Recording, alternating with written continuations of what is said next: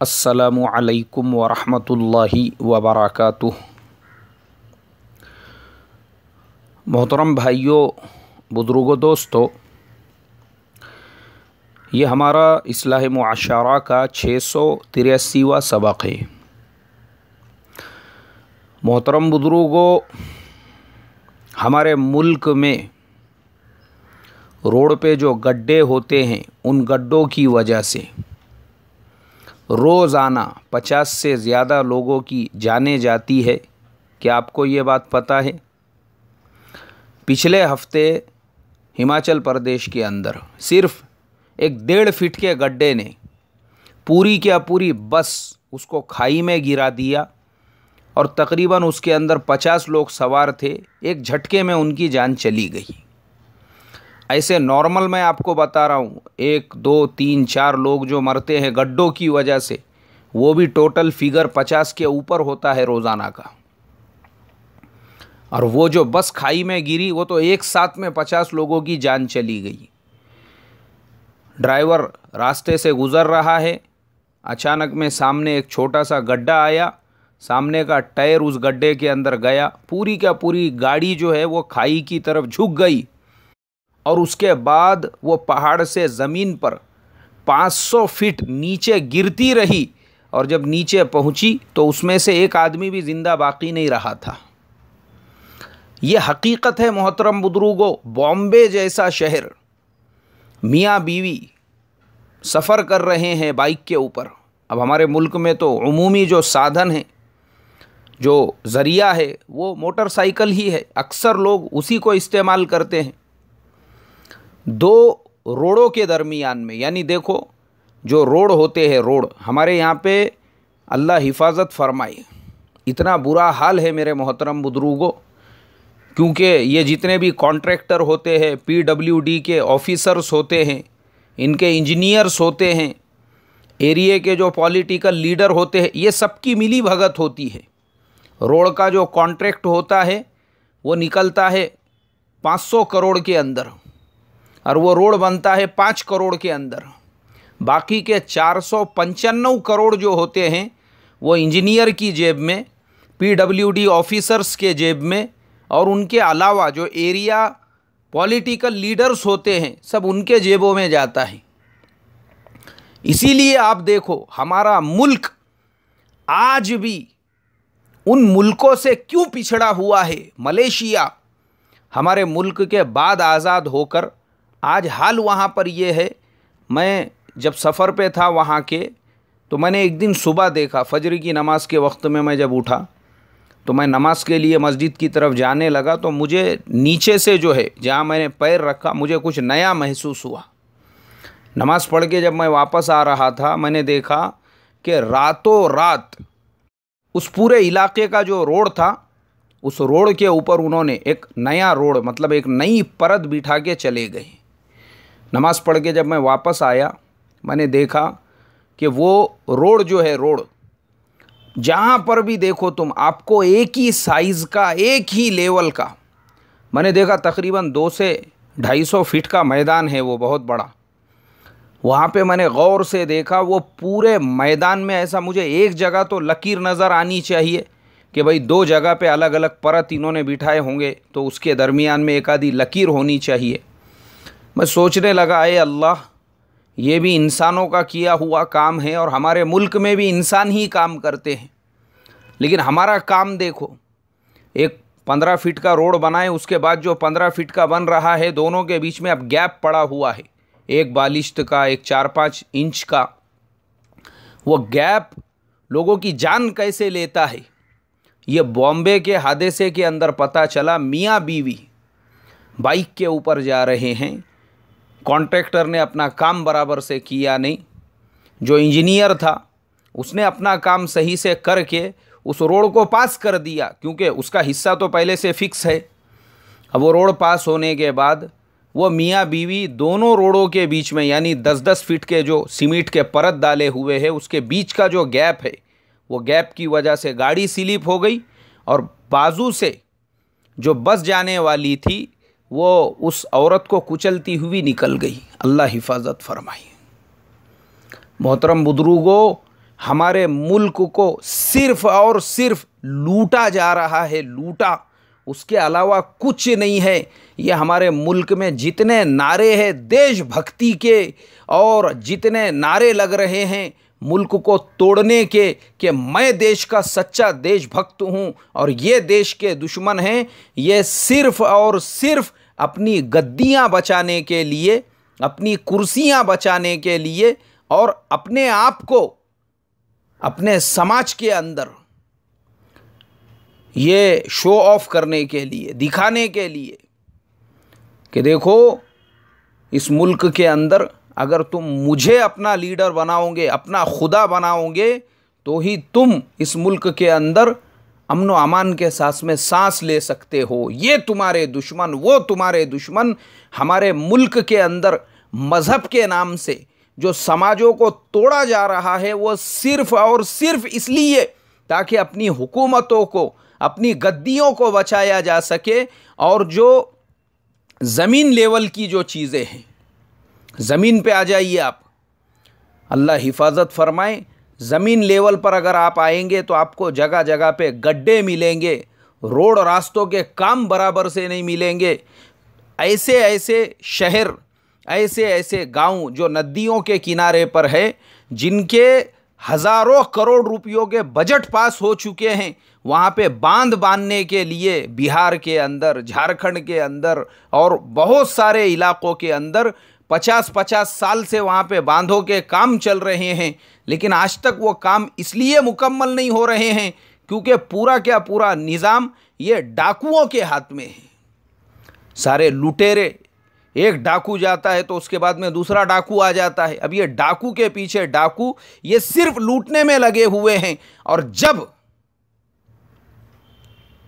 मुल्क के अंदर इलेक्शन का वक्त आता है तो फिर ये हिंदू, ये मुस्लिम, ये ऐसा, ये वैसा, और ये बोलकर ये आम पब्लिक को तोड़ते हैं क्योंकि इनको अपनी कुर्सी से प्यार होता है। अपनी कुर्सी के लिए ये सब कुछ करने को तैयार है। और मैं ये बात गारंटीड कहता हूँ, मेरा ये बयान अगर हमारे हिंदू भाई भी सुनेंगे, कोई हर्ज नहीं है मुझे, वो भी मेरी बात ये सुन सकते हैं कि हमारे मुल्क में जो लोग हिंदुत्व के नाम पर भी वोट मांगते हैं और हिंदू और मुसलमान बोलकर तोड़ने का काम करते हैं, असल में उनको खुद हिंदुत्व से प्यार और मोहब्बत नहीं है। वो सिर्फ उसका नाम इस्तेमाल करके, सिर्फ नाम इस्तेमाल करके कि अगले इलेक्शन में पूरे हिंदू समाज को एकजुट करके मैं उनके वोट कैसे हासिल करूं, और फिर एक बार वो जीत के आ गया तो तुम्हारी और मेरी हालत फिर वैसी ही है। चाहे मुल्क का हिंदू हो, चाहे मुल्क का मुसलमान हो, वो कल भी परेशान था, आज भी परेशान है, किसी भी समाज से ताल्लुक़ रखने वाला हो।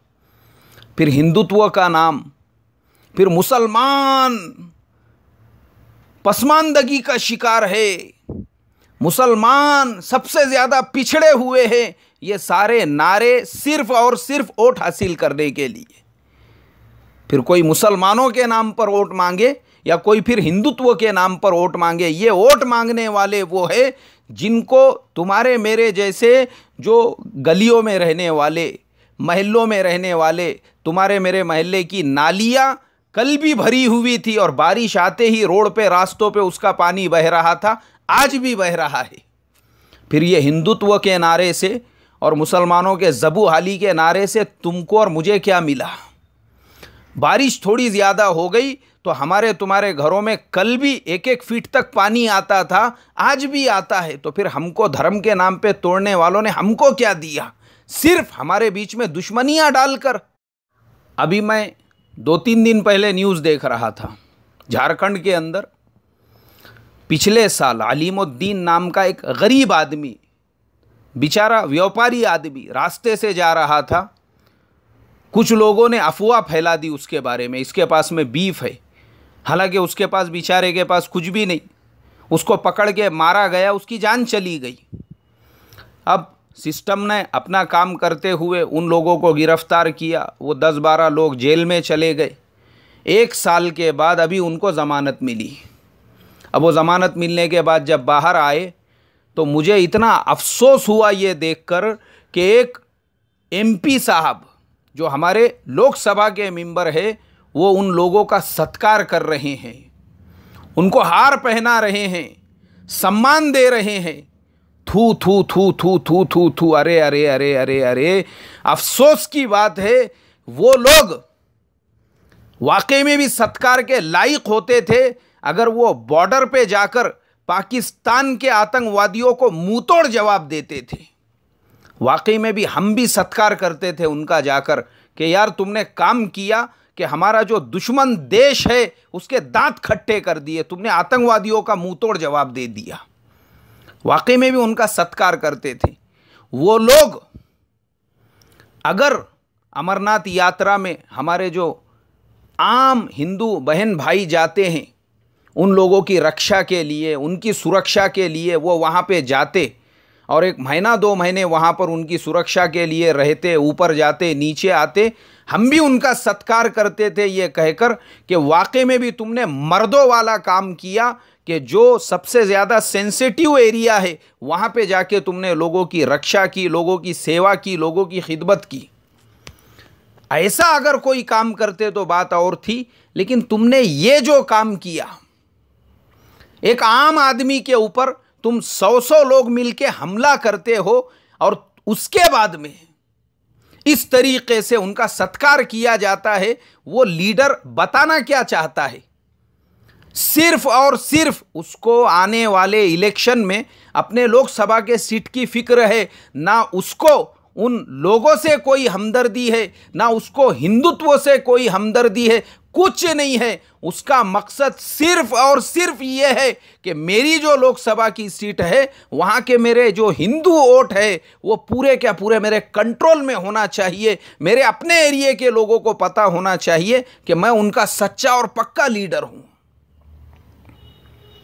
वही झारखंड के अंदर वो कोयली देवी, उसकी मासूम बच्ची भात भात भात भात भात कहकर दम तोड़ दिया उसने। क्यों? जब क्या नींद में थे क्या ये लीडर साहब?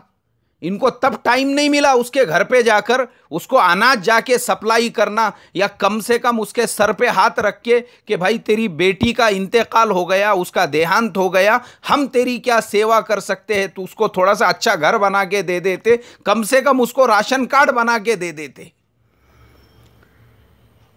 नहीं, वहां नहीं जाएंगे ये। एक भूख से मरने वाली की मां, उसको जाकर ये सांत्वना नहीं देंगे, उससे हमदर्दी नहीं जताएंगे। क्यों? कुछ फायदा नहीं है ना उसके अंदर। वहां पे हिंदू मुस्लिम का मुद्दा नहीं है, असल में गरीब का पेट भरने वाला है, लेकिन मुद्दा वहां चाहिए जहां पे समाज बिल्कुल 2 टुकड़ों में बढ़ जावे, क्योंकि उससे आगे लोकसभा में वोट मिलने के चांसेस है। ये मेरे मोहतरम बुजुर्गों, देश के दुश्मन है, दुश्मन जो अपने आप को देशभक्त कहते हैं और समाजों को धर्म के नाम पर तोड़ते हैं। मुझे खुशी और भी ज़्यादा उस वक्त हुई जब उसी लीडर के पिताजी, जो एक ज़माने में हमारे मुल्क के मंत्री हुआ करते थे, उन्होंने कहा मुझे अफसोस है इस बात पर कि मैं ऐसे नालायक बेटे का बाप हूँ। ये जुमले भी मैंने उनके सुना। अल्लाह हिफाजत फरमाई। दूसरी तस्वीर, उत्तर प्रदेश के एक इलाके में दंगा भड़कता है। पुलिस प्रशासन अपना काम कर रही है। दंगा भड़काने वालों को उठा के जेल में डाल दिया गया। मोहतरम बुजुर्गों, अफसोस के साथ कहना पड़ता है, एक मिनिस्टर हमारे वो दंगा भड़काने वालों से जाकर मिलते हैं और मीडिया के सामने आके रोते हैं। ये आंसू काय के है? वो दंगा भड़काने वालों से हमदर्दी किस लिए है? सिर्फ इसलिए आने वाले लोकसभा के सीट में मेरे अपने जो मतदार संघ है उसके हिंदू वोट पूरी तरह से मेरे कंट्रोल में होना चाहिए। मेरा सबक ये, अगर हमारे हिंदू भाई भी सुन रहे हैं और मुसलमान भी जो सुन रहे हैं, मैं दोनों से यही कहूँगा, याद रखो हमारे देश की असली सेवा ये है। ये जो भ्रष्ट हमारे यहाँ पे सिस्टम चल रहा है, ये गड्ढों की वजह से तुम्हारे मेरे जैसे लोगों की जान जा रही है। हमारे लिए ये मुद्दा है। हमारे बहेले में, हमारे बस्ती में भूख और सर्दी की वजह से कोई अगर मर रहा है, ये मुद्दा है हमारे लिए। ये हिंदुत्व और मुसलमान वो पसमानदगी का शिकार है, ये मुद्दा नहीं है हमारे लिए। इन मुद्दों का यूज़ सिर्फ समाजों को तोड़ने के लिए और वोट हासिल करने के लिए किया जा रहा है, उसके अलावा कुछ नहीं है। ना मुसलमान पिछड़ा हुआ है और ना ही हिंदुत्व खतरे में है, दोनों अपनी जगह पर है। लेकिन यही तोड़ के इन लोगों ने आज तक हमारे ऊपर हुकूमत की और हम आज भी वही पिछड़े हुए हैं। ना इन्होंने ढंग के रोड दिए, ना रास्ते दिए, और गड्ढे भरने के नाम पर और रोड रास्तों के नाम पे करोड़ों के बिल, हजारों करोड़ के बिल पास करके ये देश के सबसे बड़े दुश्मन जो आपस में बांटने वाले हैं। इसलिए मेरे मोहतरम बुजुर्गों, जागने की ज़रूरत है, जागने की। हिंदुस्तान के हर हिंदुस्तानी को जागने की ज़रूरत हो, चाहे उसका धर्म कुछ भी हो। मैं यही कहूँगा और दुआ करूँगा आज जुमा के दिन अल्लाह तबारक व तआला हमारे इस मुल्क की हिफाजत फरमाए और हमारे आपस में प्यार मोहब्बत और भाईचारा फरमाए और हम तमाम लोगों के अंदर इतनी अंडरस्टैंडिंग पैदा फरमाएं कि ये जो धर्म के नाम पे हमको तोड़ने वाले हैं, हम इनसे चौकन्ना और होशियार रहकर एक सच्चा, एक ईमानदार भारतीय नागरिक बनकर अपने देश की कैसे सेवा और खिदमत कर सके और आपस के अंदर प्यार का माहौल कैसे बना सके, और इन लोगों का जो देश को लूटने वाले हैं रोडों और रास्तों के नाम पर और खाली हम लोगों को हरा हरा बाग दिखाकर, इनसे हम कैसे चौकन्ने और होशियार रह सकते हैं और आने वाले इलेक्शनों में इनको सबक सिखा सकते हैं। इसके लिए हम तमाम को एकजुट होने की तौफीक अता फरमाएं। अस्सलामु अलैकुम वरहमतुल्लाहि वबरकातुहू। जय हिंद।